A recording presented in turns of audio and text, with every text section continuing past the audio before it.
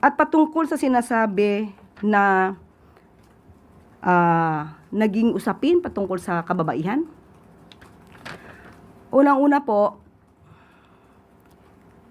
ang pag-i-imagine o pagpapantasya sa isang babae.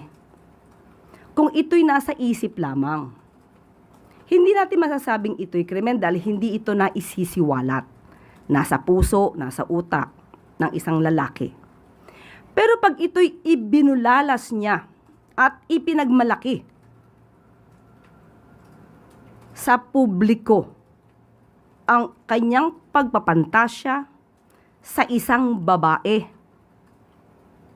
this is definitely a sexual innuendo. Hindi po ito masasabing walang krimen. The mere fact na sinabi niya to in public, to the public, pertaining to a particular person, it is already covered by Safe Spaces Act.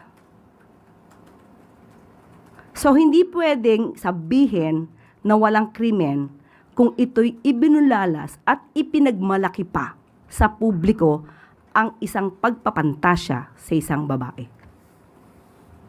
Yusek, bilang babae ba na-offend kayo? Na-offend ako para sa lahat ng kababaihan, lalo na kung ipagmamalaki pa na karangalan ng isang babae na siya ay pagpantasyahan. Dapat ba bang ipagpasalamat na ang lalaki ay nag-iisip ng malaswa sa iyong pagkababae?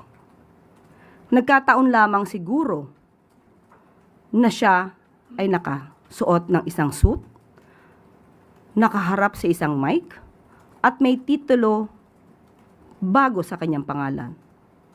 Kung nagkataon na ang lalaking ito ang nagsalita ay nasa isang kanto, nakahubad, at sinabihan ng isang babaeng naglalakad, na ini-imagine ko